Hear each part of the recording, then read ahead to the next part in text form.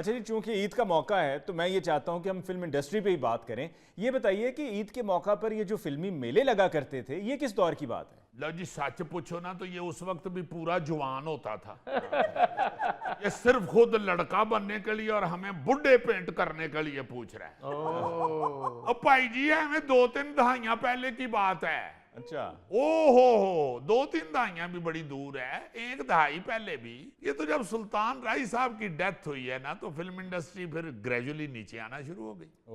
क्योंकि उस फिल्मी मेले में सबसे बड़ी आइटम जो थी ना जी, जिसे लोग पसंद करते थे, जी जी, वो सुल्तान राय थी। वाह जी वाह। अच्छा, अब बहुत से लोग इस पे भी डिस्कस करते हैं कि राय साहब ने जी एक तरह की फिल्म बना के सत्यानाश कर दिया। हाँ जी मैं गवाह हूं, मेरे साथ वो शफकत फरमाते थे। जी जी, उनको इतना शौक था ना अपनी वर्सटैलिटी दिखाने का, और ये धोती कुर्ते से निकलने का, और ये बड़ी बड़ी मूंछों से निकलने का इतना जी, जी। शौक था। अच्छा, इतने वो परेशान थे कि यार मुझसे कोई और रोल ही नहीं कराते।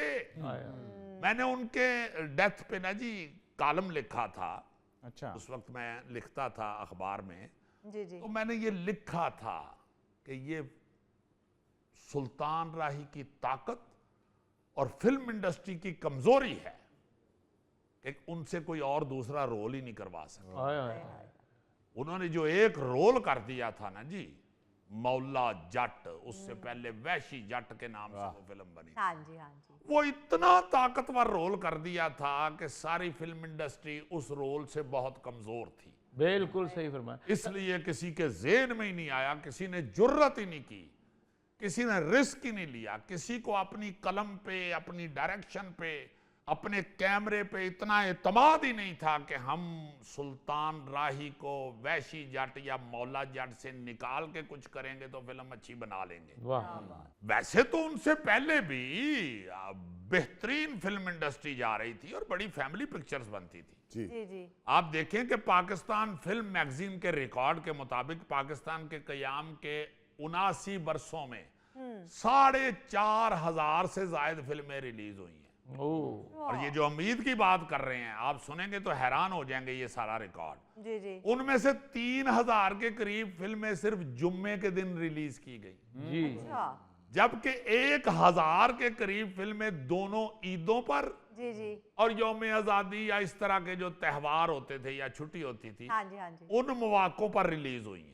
वाह, 1,000 फिल्में, उनमें से 555 फिल्में ईद उल फितर के मौका पर और 436 फिल्में ईद उल ज़ुहा पर नुमाइश के लिए पेश की गई। क़याम पाकिस्तान के सिर्फ 3 दिन बाद पहली ईद उल फितर मनाई गई थी, जी जी, जिस पर कोई पाकिस्तानी फिल्म रिलीज नहीं थी। अच्छा, और अगर मजमूई तौर पर देखें तो एक 1947 में, जी एक 1951 में, एक 52 में, जी जी, 52 हाँ जी, और एक 2020। 4 ऐसे साल आए हैं जिनमें ईद पर कोई पाकिस्तानी फिल्म सिनेमाओं की जीनत नहीं बन सकती।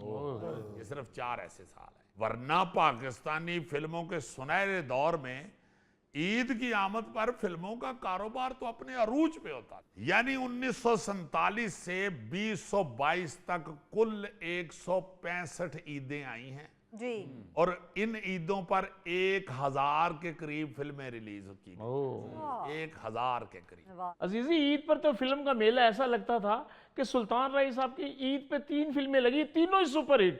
शेर खान, चंदवरयाम, साला साहब। जी जी जी जी, ईद पर सिनेमा घरों को खूब सजाया जाता था और तमाम तर अमला बड़ा पुरजोश होता था। अच्छा, अच्छा, ये सिर्फ ये नहीं है कि बिजनेस है, आप देखें कि लोगों की खुशियों में कितना इजाफा होता है, हाँ जी, बिल्कुल, लोगों की इंटरटेनमेंट कितनी अच्छी मिल जाती थी उन्हें। बिल्कुल सही, सिनेमा घरों में फिल्म बीनों का जम्मे गफीर होता था। हमने अपनी आंखों से देखा हुआ है कि फैमिलीज आती थी सिनेमाओं में, बिल्कुल, और मामूली फिल्में जो है ना जी, वो भी अच्छा भला बिजनेस कर लिया करती थी, क्योंकि उस वक्त आम लोगों के लिए फिल्म देखना सबसे बड़ी और सस्ती तफरीह होती थी। जी राइट, अब तो फिल्म गरीब आदमी से दूर करती गई है। कहां से गरीब आदमी बेचारा जाके 500,000 की टिकट ले भाई? जी, बिल्कुल नहीं। उस वक्त तो ₹2 ₹3 ₹5 भी टिकट होती सी। और एक अवामी से सिनेमे होते थे। अब तो ये जो जदीद सिनेमे आ गए हैं, उनको अपनी तरफ से ज्यादा पैसे लगा के अब पागल हो गए हैं सिनेमे वाले। वो कहते जी ये इन्ने पैसे लाए ने तो क्यों टिकट सस्ती कर दी है। अब भाई को खुदा का नाम लो, ये जो फिल्म है ये सिर्फ बिजनेस ना समझो। बिजनेस या पैसा तो जिस काम में भी आएगा उसका बेड़ा गर्क हो जाएगा। और खास तौर पर आर्ट जो है ना जी, आर्ट जी यहाँ पे तो जब पैसा शामिल होगा सत्यानाश हो जाएगा। थिएटर का बेड़ा गर्क कैसे हुआ है? पैसा पैसा पैसा पैसा पैसा पैसा, प्रोड्यूसर भी एक्टर भी पागल हो गए, पैसा पैसा पैसा। वरना तो ईद पर तो यार दूर दराज देहातों से भी शायकीन बड़ी तादाद में करीब के जो शहर होते थे उनके सिनेमा घरों का रुख करते थे जी। और साल भर में एक आध बार सैलमा जो होता है ना, सैलमा उदो कहते थे, सैलमा नहीं थे कहते, सैलमा देखकर मौज मेला लोग कर लेते थे। बिजनेस के हिसाब से अगर आप देखें तो फिल्म साजों की तरजीह हमेशा ईद उल फितर ही रही।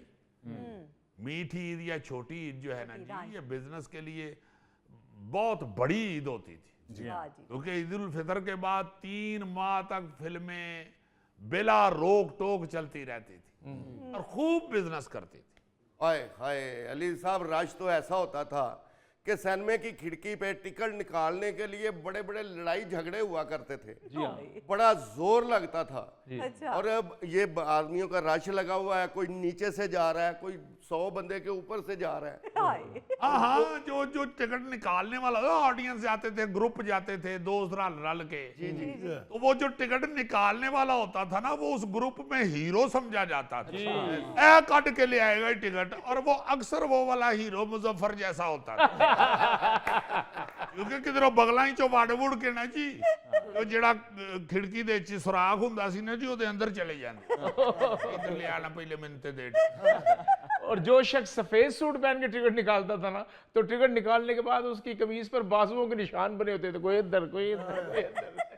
कमीजें फट जाती थी, फट जाती थी कमीज। टिकट निकालने वाला तो कमीज पहनता ही नहीं था सर। अली साहब, मैं इस दंगा फसाद में कभी शामिल नहीं होता था। मैं दूर खड़ा होकर देखता रहता था ये क्या करते हैं लोग। अच्छा, मैं फिर ब्लैक में टिकट लेता था तो मैं अमीर आदमी था। फेल्ट मेरे पास था तब, तो पेंट थी एक। वाह जी वाह, पहले फेल्ट सीधा करके ते टिकट दे पैसे इकट्ठे कर दे, फिर पैसे जेब च पा के ते फेल्ट सिर ते रख लेंदा और ब्लैक च टिकट लेंदा सी, ते उस ब्लैक टिकट दी ही देखो इन्हू की बदवा लगी। यार अगर आप मेरे जैसे इंटेलिजेंट हैं तो आपको याद होगा जब फिल्म चलती थी तो स्क्रीन पे सॉन्ग चलता था तो लोग सिक्के निकाल के फेंकते थे स्क्रीन पे। हाँ, तो स्क्रीन पे हाजिरी होती थी। और देखो लोगों का क्या अजीब सा जुनून होता था जी कि स्क्रीन पे हीरोइन नाच रही है, मगर उनको इतना पसंद आता था उस वक्त का काम आर्टिस्टों का कि वो सिक्के फेंकने शुरू हो जाते थे। और सिर्फ गाने का नहीं, मैंने बाखुदा देखा है कि अच्छे सीन पे, ट्रेजिक सीन पे ट्रेजिडी बोल रहे हैं बिल्कुल आर्टिस्ट, मगर आर्टिस्ट थे ना जी आगा तालिब साहब जैसे, अलाउद्दीन साहब जैसे। वाह वाह वाह।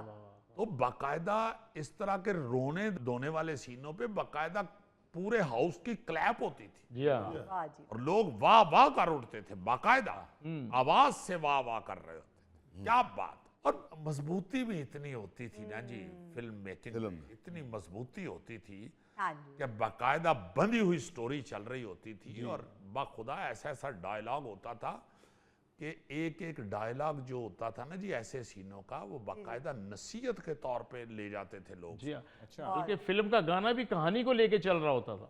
हाँ, मतलब कोई बेहूदगी नहीं थी। जी हाँ, होता था उस वक्त भी कोई ऐसा गाना या ऐसा कोई शॉट जिसमें शाज़ो नादरी मायूब लगता था वो जी, मगर क्लैप, थंडरिंग क्लैप होती रही हैं कई फिल्मों पे। यार वो जो लोग सिक्के फेंकते थे तो कई दफा आगे बैठे हुए गोगे जैसे एक पहलवान को अगर लग जाता था सिक्का तो वो उठ के गालियां भी देते थे।